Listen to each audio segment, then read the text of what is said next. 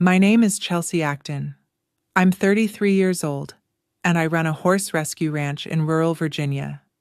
I spend most of my days reading animals, the way a mare pins her ears when she's been hit before, the way a gelding flinches at a raised hand. 8 years of that work, and I got pretty good at spotting damage. In horses. In people, though, specifically in my own family, I missed every sign. What my brother-in-law did at our family reunion last June, and what happened 69 days later at my mother's birthday party, taught me that the most dangerous predator isn't the one who bites. It's the one who smiles at your table and calls you family. Welcome back to Calm Drama Stories. This channel shares powerful family stories about betrayal, boundaries, and the quiet strength it takes to protect what you've built. If this story moves you, drop a comment below and be sure to subscribe. I didn't grow up dreaming about horses.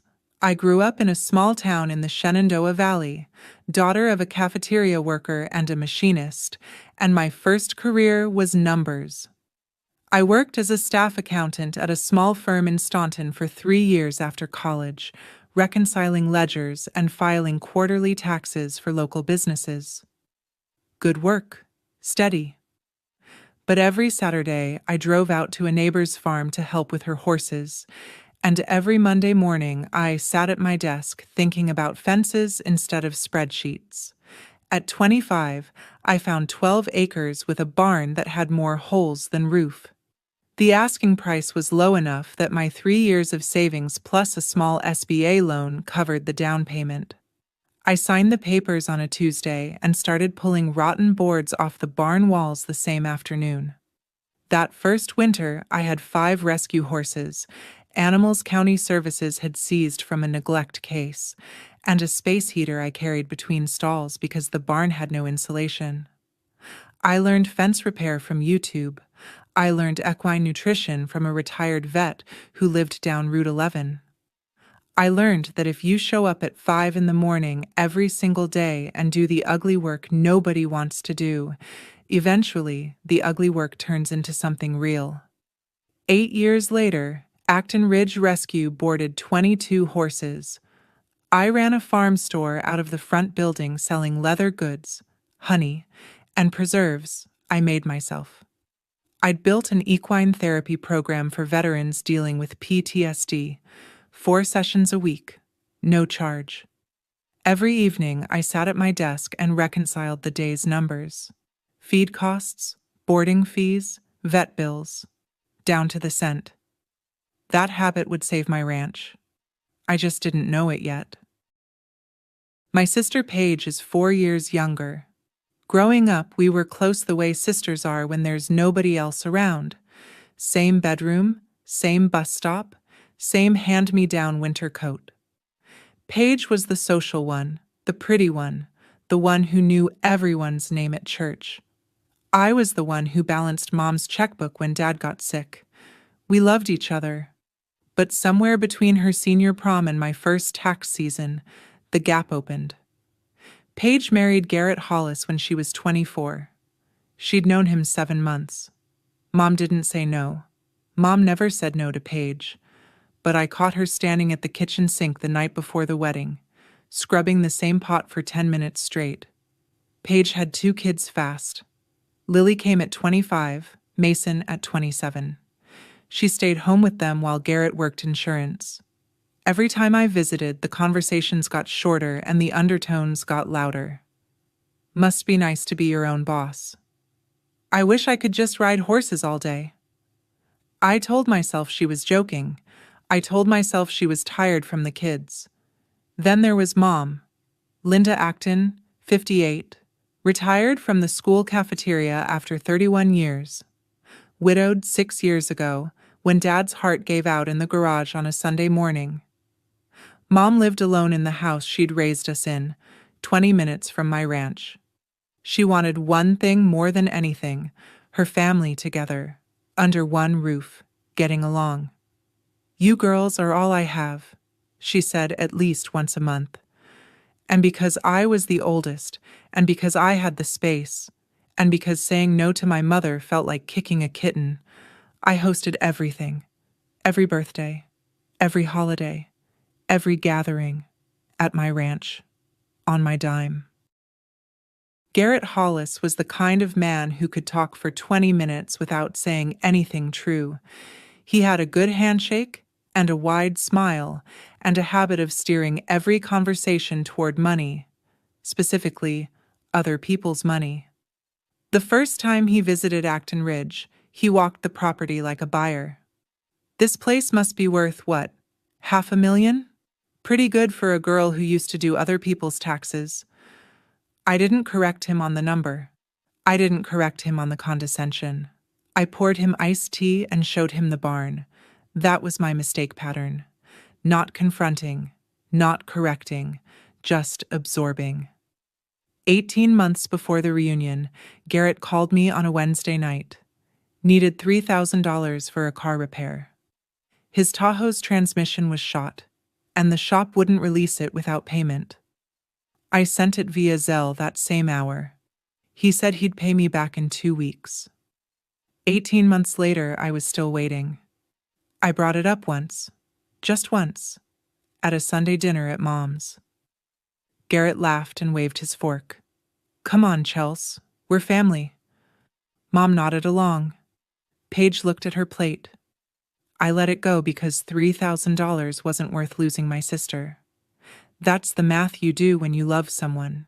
You weigh the money against the relationship and you let the money lose. The problem is, people like Garrett never stop doing that math in their favor. There was one other thing I should have paid more attention to. During a visit to the farm store, Garrett had asked me, "You use QuickBooks or what?" I told him I used my bank's business app on the farm store tablet. Just small talk. I thought he was just making conversation. Mom called in early May with the reunion idea. A real family reunion, Chelsea. Not just us four and the kids. I mean Aunt Harriet, Uncle Tom, your cousins Karen and Dean, the whole bunch. While we're all still healthy enough to enjoy it. She wanted it at the ranch. Of course she did. I said yes because I always said yes. I spent 3 weeks getting ready, rented extra tables and chairs, hired a local BBQ outfit for the catering, strung lights across the barn entrance, set up pony rides for the kids with my gentlest mare, Biscuit, opened the farm store so relatives could browse and buy. The whole thing ran about $4,000 out of my pocket, which I didn't mention to anyone because mentioning it would make Mom feel guilty and make Paige feel compared. June 15th, Saturday. 30-some people showed up under a cloudless Virginia sky, burgers sizzling, kids chasing each other through the pasture gate. Aunt Harriet hugging me so hard my ribs cracked. It was the kind of day that makes you think family is worth every penny. I was running the farm store register on my tablet, the same iPad I used for the business banking app, ringing up jars of honey and leather key fobs for cousins I hadn't seen in years. Around 2 o'clock, one of my boarding mares spooked at a kid's balloon and kicked her stall door. Miguel, my stable hand, radioed me. I set the tablet on the counter and told Garrett, who was standing right there, beer in hand, "Hey, can you watch the register for a few minutes? I've got a horse situation." He smiled. "Sure thing, Chels. Go handle your animals." That was the first time Garrett had ever volunteered for anything. I was in the barn for about 8 minutes. The mare, Duchess, had bruised her hock against the stall door. Nothing serious. Cold hose, wrap, done. When I walked back to the farm store, Garrett was behind the counter scrolling the tablet. He looked up fast. "Just checking if the card reader synced," he said. The card reader was sitting on the counter, unplugged. I glanced at the tablet screen. The banking app was minimized but still open in the background. I'd been logged in earlier to process a vendor payment during the morning setup and hadn't logged out in the rush. I picked up the tablet, closed the app, and set the screen lock. 8 minutes. That's all he needed. But I didn't feel the alarm yet. This was a family reunion. My sister's husband. The man who'd held my niece at her baptism. You don't process threat in those conditions. Your brain files it under odd and moves on. Later that evening, while everyone was eating cake, Paige pulled me aside near the pasture fence. Chelsea, how much does it actually cost to run this place every month? Like, really? I gave her a ballpark: feed, vet, insurance, Miguel's pay, utilities. About 7 or 8,000. She nodded slowly and said, "That's a lot." I watched the way she said it, not sympathetically, but calculatingly, like she was measuring something. Aunt Harriet interrupted us to take a family photo. Paige smiled for the camera. In the photo, we're standing shoulder to shoulder, arms around each other. Sisters. I keep that photo on my fridge. It reminds me that the people closest to you are the ones who can reach deepest into your pockets. Everyone left by 7. I cleaned up alone, which was standard. Swept the barn aisle, stacked the rented chairs, hauled trash bags to the dumpster. By 9:30, I was at my desk doing what I did every night, reconciling the day's numbers. I opened the banking app on my laptop and looked at the operating account balance, $3,847. I stared at the screen. On Friday, the day before the reunion, the balance had been $50,847. 3 Zelle transfers had gone out that afternoon. 18,000 at 2:14 p.m., 15,000 at 2:22 p.m., 14,000 at 2:31 p.m. Total, $47,000, gone in 17 minutes. The recipient fields showed initials: G, H, P, H, G, H. I checked it 3 times, 4 times, 5. Then I grabbed my phone and called the bank's after-hours line. The automated system confirmed the transfers were completed. A live agent told me that because the transactions originated from a registered device on my account, they couldn't reverse them without a formal dispute. And filing a dispute on a Saturday night meant waiting until Monday. I changed every password. I enabled additional security layers. I did everything right, and it didn't matter, because the money was already gone. I sat in the barn that night on an overturned bucket between Juniper, the first horse I ever rescued, a one-eyed thoroughbred who'd been left in a field, and the feed room door. $3,847. That was 3 weeks of feed for 22 horses. Maybe 4 if I stretched it. After that, I would have to start choosing which animals to send away. I pressed my forehead against Juniper's neck and breathed. Sunday morning, I sat on my porch with coffee I couldn't taste and called Garrett. He picked up on the 3rd ring. Cheerful. "Hey, Chels. Great party yesterday. Lily hasn't stopped talking about Biscuit." I didn't small-talk him. "Garrett, I need to talk to you about 3 Zelle transfers totaling $47,000 from my business account." Silence. 4 seconds of it. Then a sound. Not a laugh exactly, more like a snort, the kind of exhale you make when someone asks a question you think is beneath you. "Oh, that? Yeah. Listen, Chels, we needed it." Paige didn't want to ask because she knew you'd make it into a whole thing. "We're behind on some bills, some mortgage stuff. We'll pay it back." "Pay it back when?" "When I close on this deal I've got in the pipeline.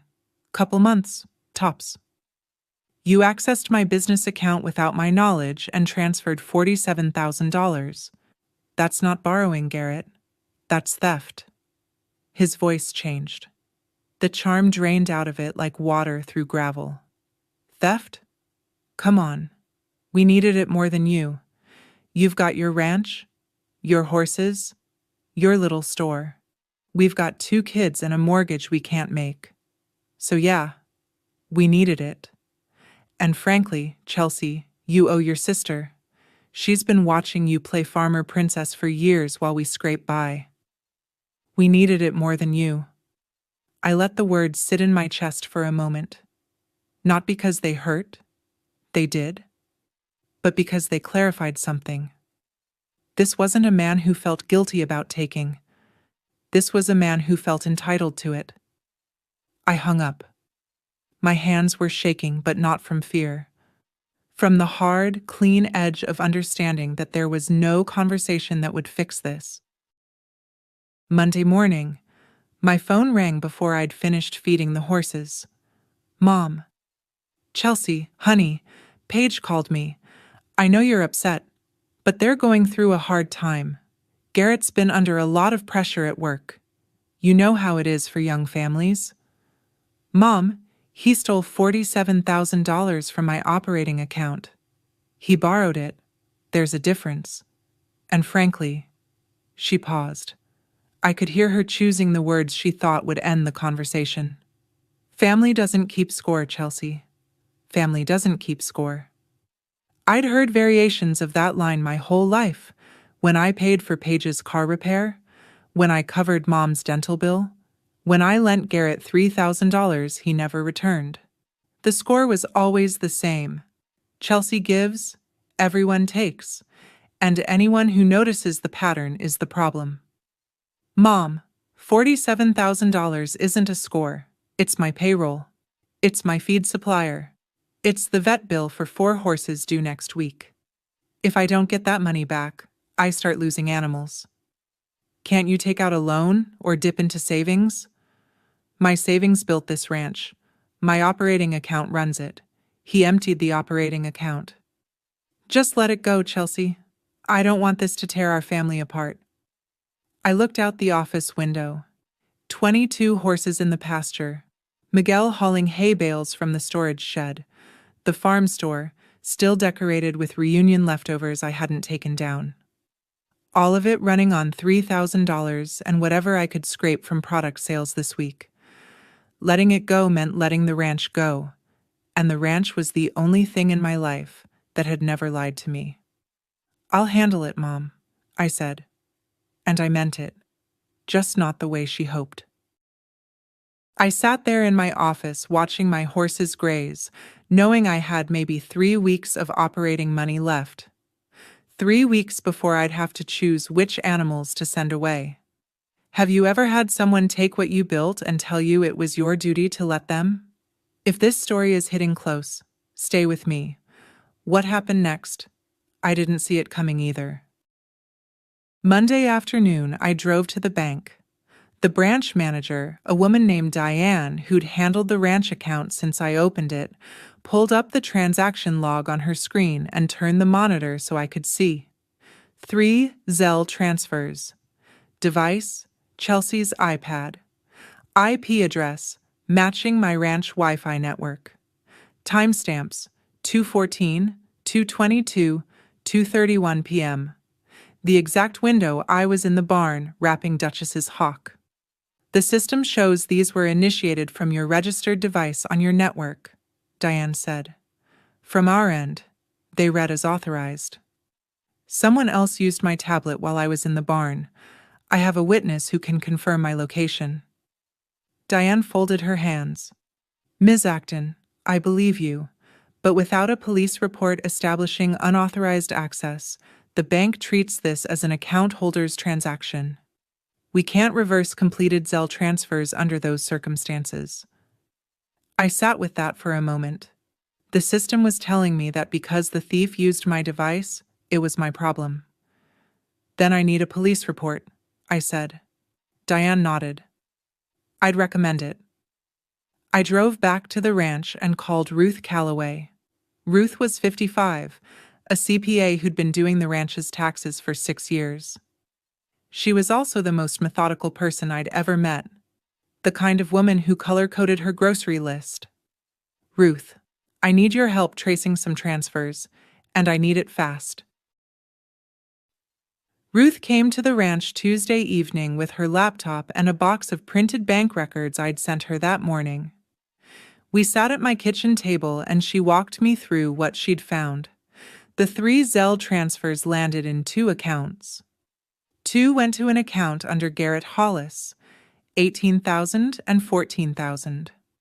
1 went to a joint account under Garrett and Paige Hollis, 15,000. From Garrett's personal account, Ruth traced 2 outgoing wires in the days following.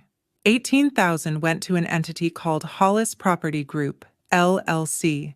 She'd checked the state corporation records. The LLC had been dissolved 6 months earlier. Whatever business Garrett had tried to run through, it was already dead. The second wire, 14,000, went to an online platform Ruth flagged for me, a sports betting website. My stomach dropped, but I kept my face still. Ruth was watching me the way she watched numbers, waiting for the data to settle before drawing a conclusion. "And the 15,000 in the joint account?" I asked.